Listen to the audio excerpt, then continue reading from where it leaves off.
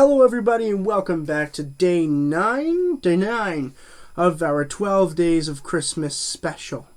And today we are going to be reviewing National Lampoon's Christmas Vacation.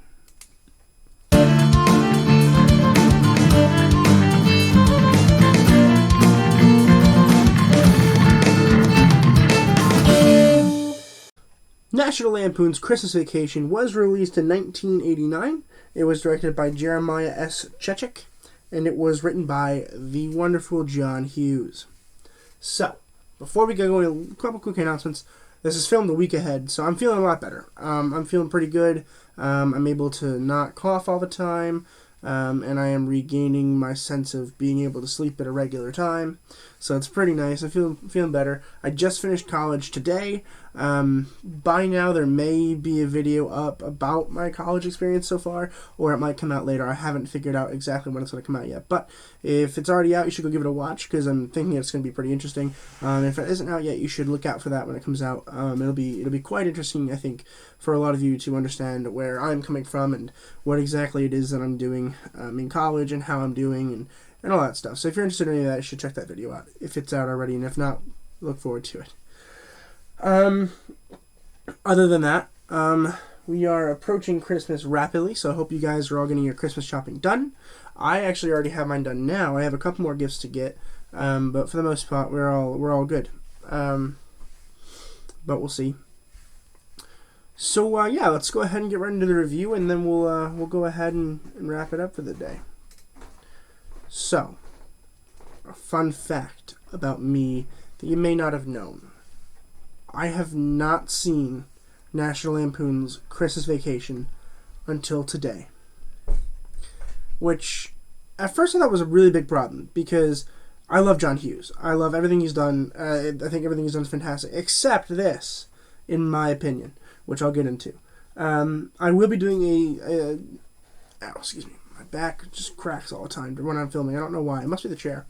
But I will be doing a John Hughes series at some point in the future. Whenever I run out of Marvel stuff or whatever, we'll have to come up with some cool stuff. That's definitely going to be one of them. I'm going to watch all the John Hughes movies. This one I've already watched, so I won't have to watch it again. Same with the Home Alone movies.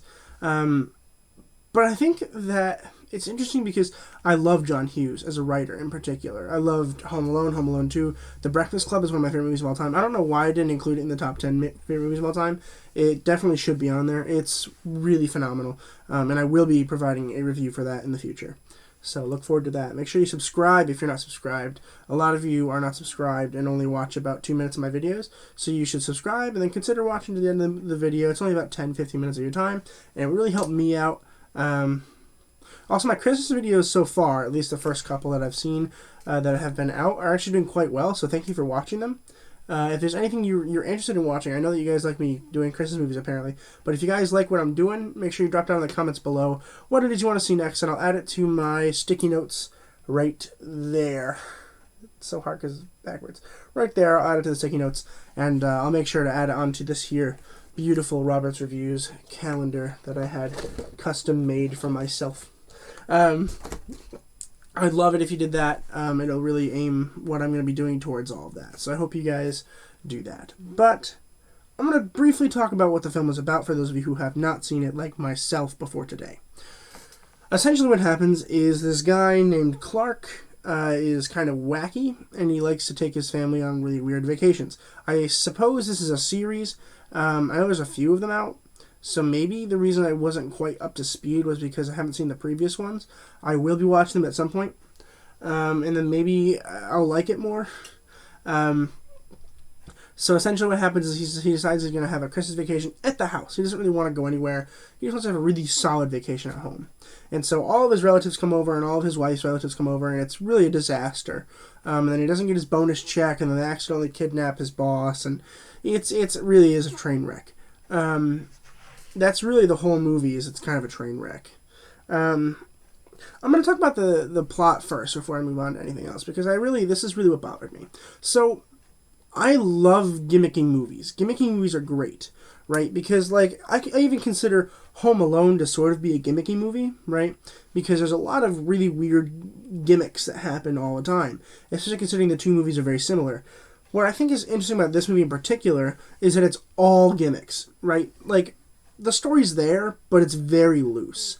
And the characters are okay, I just don't know the characters enough, right? There's like 20 characters, but only 2 of them are considered, in my opinion, to be main characters. And I think that if you really want to make a movie successful, you need to either have plot or characters. You don't necessarily need to have both, but you need to have at least plot or characters. And in this case, we didn't really have either. We had a plot that was kind of loose and not really important, and we had a bunch of characters that we were unfamiliar with, that I was unfamiliar with, that honestly just didn't really have personalities. They all just kind of felt the same, which is a big problem for me. I think that if you're going to have that many characters in a movie, they all have to be completely different, right? Like, we don't want to watch the same thing over and over again. We don't want, Chevy Chase's lines to be the same as Beverly D'Angelo's lines, right? Which is interesting because sometimes Beverly D'Angelo is hilarious, and then other times she's, yelling at her husband to stop being funny. And it's like, I feel like we need to have a balance, right? There has to be a balance between characters who are serious and characters who are not serious, right? But in this movie, it just feels like all the characters are funny and they're trying to aim for a laugh, which is fine. And there were a couple times where I laughed out loud, but for the most part, the gimmicks just weren't funny, right? They were just kind of meh. Like, sometimes I get a good giggle, but, like, I like funny movies, don't get me wrong. But I like funny movies that make me laugh out loud funny, And this movie just didn't really feel like it. This is not a movie that I necessarily will consider watching in the future. And maybe that's just a me thing. It might just be a me problem. And it's not that it was a bad movie. Like, I'm not rating it super low, because I understand that it's good. Like, it's funny, and I enjoyed it. But, boy, it's, like, almost 2 hours long, and it's just kind of dry for the most part. The ending's funny, the beginning's funny, the middle is just kind of wishy-washy, kind of trying to figure out... my brain was trying to figure out what the plot is supposed to be, and I never figured it out. I still don't really know what exactly the point of the plot was. Which, again, it's a gimmicky movie, and I like gimmicky movies. It's just that this movie felt a little bit too gimmicky for me, which is crazy, because I didn't know that existed, but it does. It's a little bit too gimmicky for me, which is fine. Again, I'm not rating it super low, because I do agree that it's got good comedy in it, it's got good actors, and it's funny. It just felt loose, gimmicky, and not really overall a good ensemble film. It really felt like a Chevy Chase film, which... Again, I don't like Jim Carrey movies, but I like movies that have Jim Carrey in it, right? I don't like movies that are strictly like, oh, wow, that's Jim Carrey. This just felt like Chevy Chase was just having fun on screen, which is fine, but I felt like we needed a little bit more plot and a little bit less fluidity between all the characters. Let's talk briefly about the acting, and then we'll wrap it up for today. I'm only going to be talking about 2 characters today. I'm going to be talking about Chevy Chase, who plays Clark. Chevy Chase is interesting. I haven't seen a lot of Chevy Chase movies, but from what I understand, they're all very similar. And I will be watching more, of course, because I'll be watching all the vacation movies at some point.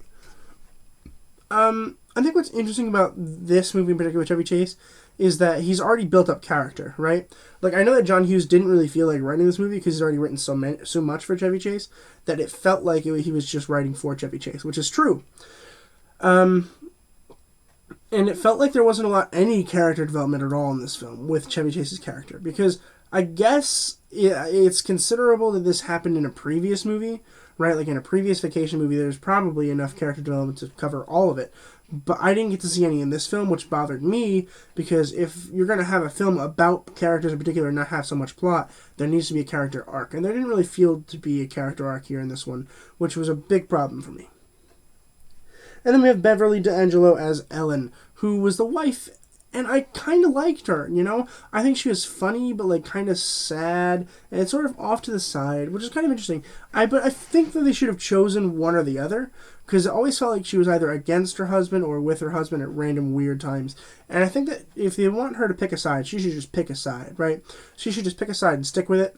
And that would make my life easier and all the other viewers easier, because I never knew when she was going to side with her husband or side with anybody else. And there were some laugh out loud funny moments with her. Like I think that I had more laughs with her than Chevy Chase, which is a problem. But she's funny and she's brilliant, really, and I wish that they had written her character a little bit better. That's really all I had to talk about today for this film. Let me know in the comments down below what you thought, because I am interested in your thoughts. I understand that a lot of people are going to be mad that I give this a low rating. It's not super low, but it's definitely not as high as my other ones. I'm going to give this film a B. I know, controversial.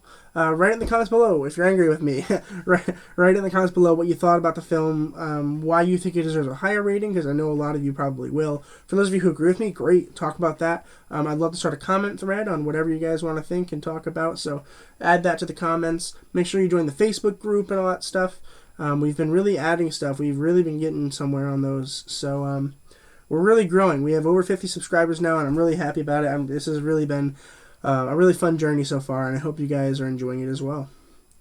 With that, I guess that's really all I have for you. Make sure you tune in tomorrow, where we're going to be doing A Christmas Carol, the fully digitalized motion capture Jim Carrey version, which I'm also excited to talk more about motion capture. So if you liked my Polar Express video, make sure you tune in on Christmas Carol, where I'll be talking about the advancements in motion capture. That's all I have for you guys today. Make sure you guys keep watching TV and movies. Stay educated, and I'll see you guys in the next video.